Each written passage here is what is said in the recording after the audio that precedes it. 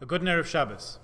This Shabbos is Shushan Purim, the day when Purim is celebrated in walled cities, like, for example, Shushan in present-day Iran or in Yerushalayim. I believe in our times there are more Jews living in Yerushalayim than in Shushan, but the way things change over time, that was not always the case. So it's an extra day of celebration for Jews everywhere in Toronto, Tel Aviv, Timmins, Tampa, Tashkent, and any other city that has Jews in it but has not had walls since the time of Joshua's conquest of Israel. We all observe Shushan Purim by omitting Tachanun in our prayers. We do not read the Megillah or give Mishloach Manot on Shabbat, but in Yerushalayim there is the not too common Purim Mishulash, the Purim 3-day weekend. The mitzvahs of Purim are spread out over Friday and Shabbos and Sunday, for those who live in the eternal and undivided capital of Israel. The rest of us are reading the Megillah Thursday night and Friday, not on Shabbat, but I'd like to recount for you a little Megillah of a figure from the world beyond our community, because since the Megillah of Esther tells the story so extensively about the Jewish community's interaction with the larger world. At a Jewish Federation General Assembly 22 years ago, I got to meet George Shultz briefly after a keynote address that he gave. I had this little habit back in those days of trying to meet famous politicians that I liked and thank them for their service. Now I think back and wonder how they looked at all that gravitas, all that seriousness coming from a university student. Anyway, Schultz was a spry 78 years old then, and he gave a very moving account of some key moments in his life vis-a-vis the Jewish community and how it shaped his thinking. Schultz passed away earlier this month at the age of 100. He was one of 2 people in America's history to hold 4 cabinet posts. He was once upon a time Secretary of the Treasury, so if you have any old US dollars from 1969 in a drawer somewhere, they have George Shultz's signature on them. Most notably, he was President Reagan's Secretary of State in the 1980s, and he had a lot of impact on summit-level meetings between the US and the USSR, particularly nuclear arms reduction talks and treaties, and a lot to do with the strong relationship between the U.S. and Israel. Miraculously, and also maybe because I spent 2 hours cleaning up my file cabinets the other Sunday, I was able to put my hands right on my notes from what Secretary Shultz said at that talk back in 1999 when I heard him in person. I found them very moving at the time, and also last week when I took a look over them, so I thought I'd share a little bit of them with you. The organization of Schultz's talk that day was to paint an image of relations with the Jewish community and Israel in 4 images. So here are the stories that he told. The first was from the 1960s. At that time, he was dean of the business school at the University of Chicago. He had a very promising and gifted student whose name he was able to recall decades later. Joseph Levy was his name, who left his comfortable home in America to fight for Israel in 1967 and sadly enough was killed during the 6-Day War. Schultz said that it made him realize the importance of Israel's strength and security and also the costs of war, and this from someone who had already served as a captain in the U.S. Marines during World War II. He also said that it impressed upon him what he called, quote, unquote, the pull of Israel, that an extraordinary talented individual would volunteer to go and serve in what he saw as his own country, just as much so as the land of his birth. Schultz also reflected that the United States has a very long, undefended border with Canada, and he said simply, Israel doesn't have that. Security has to be its first priority. He said on one of his stays in Israel, he was criticized for not twisting the arms of the Israeli government for concessions, but he felt it was Israel's job to judge its own security priorities and not his. He said that once someone in government said that the United States should stand with Israel when it takes risks for peace. And Schultz said, I disagree. He said, I believe that the United States should stand with Israel, period. You can imagine that got quite a round of applause from the audience. Then he reiterated something that we all know, but it was moving to hear him say it so clearly. He said, the United States can take risks and make mistakes. It'll be all right. He said, Israel can only make one mistake, and that's the end of Israel. So you'd better be careful. As someone not living in Israel, he said, you should be very careful about twisting arms when Israel's security is on the table. The second story he told was an economic one of Israel's hyperinflation in the 1980s. Somewhere in that period was the first time I ever visited Israel, and I have this memory of passing by shop windows in the Midrachov and noticing the prices. In those days, if you remember, Israel used to still take that lunchtime siesta, remember that? So you'd pass by the same shops later in the afternoon, and they would have already changed the prices in the window since the morning. That's how fast prices were rising. If you were there in those days, maybe you remember that.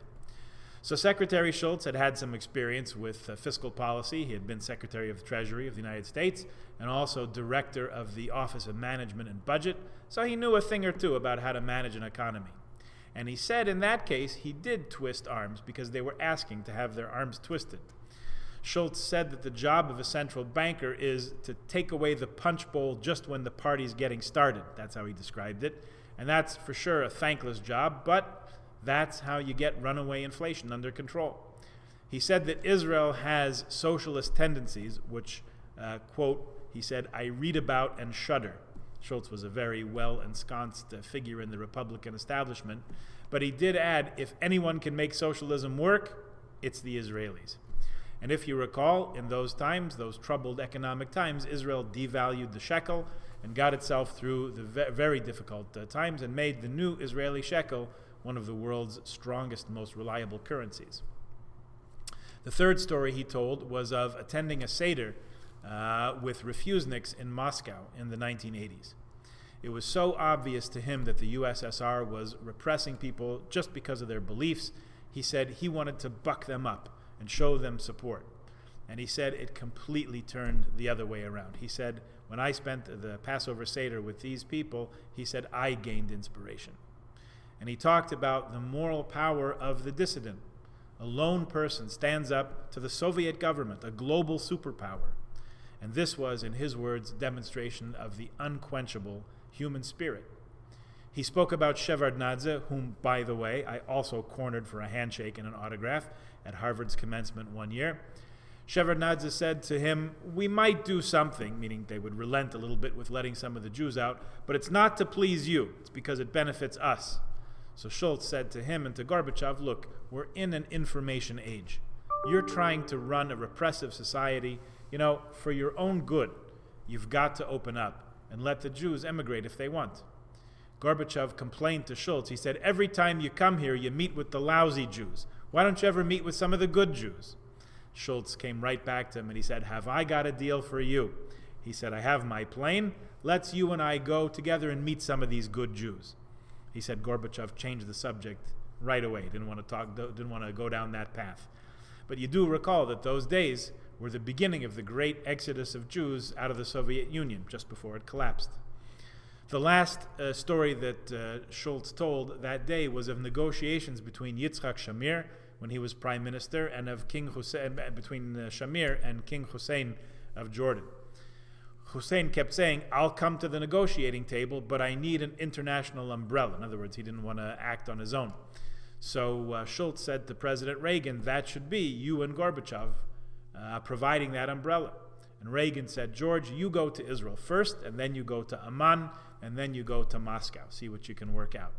In those days, Israel had a split government, and Peres, who was foreign minister, said, I agree to this, but I'm not going to say anything, because whatever I say, Shamir is going to disagree. And when they actually got together, he said that Prime Minister Shamir said to George Shultz, he said, you know our dreams and you know our nightmares. We trust you. Go ahead. Can you imagine the Prime Minister of Israel in our time saying that to a Secretary of State? Schultz said, I've never been more complimented in my life than hearing that. So they moved forward and they had some roundtable talks, but King Hussein's inner circle convinced him the whole thing was an Israeli plot, so the plan died. It took until the next decade for the two countries to come together and actually sign a peace treaty. And my angle, my school, Boston U, brought Shamir and Hussein and gave them both honorary degrees, but there was such tight security I couldn't get anywhere near him. No autograph, no handshake, and this was long before the days of selfies. At the end of his talk, those, whatever it was, 22 years ago, Schultz concluded by reaffirming his his own belief in the importance of Israel's strength, and this was more than 10 years after he'd already left government service. He said the U.S. should always stand by Israel, and he said that America should not be the ones to pressure Israel to give up any territory or anything if it doesn't want to. He said it was an important goal to keep things moving rather than allow them to slip backwards, and he said, in some cases, no agreement is better than a bad agreement. And he also acknowledged the region's preoccupation with maps and with lines and with zones, demarcation and delineation. He said the poet, American poet Robert Frost was right. Good fences do make good neighbors. But Frost was talking about horses in the snow in New England.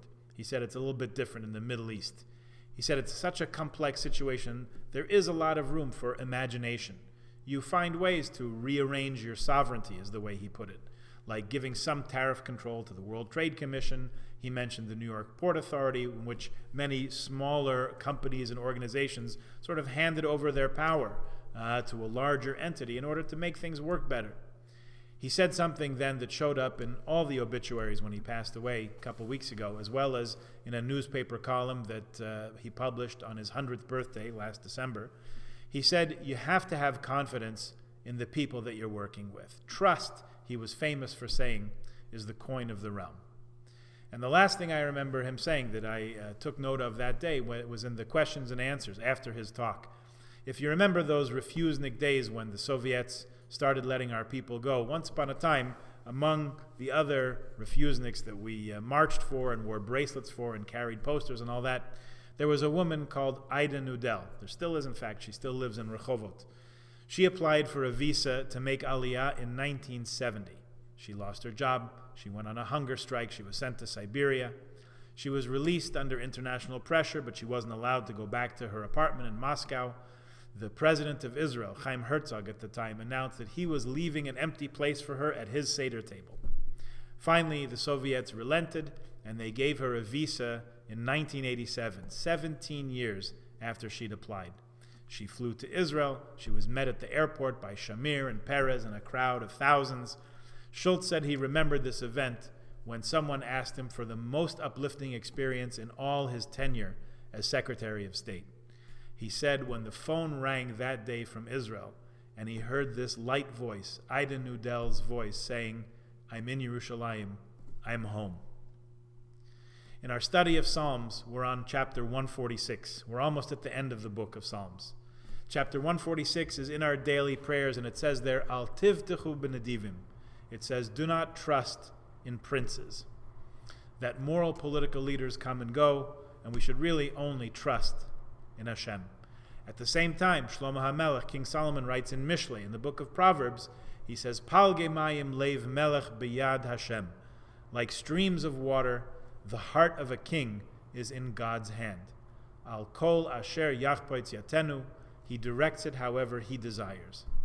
Our trust in Hashem to direct the world, and part of that is to put responsible and thoughtful people in the right places at the right times to do the right things. We judge their politicians by their words and their deeds, and we appreciate that just like the Megillah that we heard over Purim, we sometimes do not hear God's name mentioned explicitly as we do in the Chumash. But nevertheless, as people of faith, we know who, capital W, capital who, is ultimately running the show. Shabbat Shalom, Shushan Purim Sameach.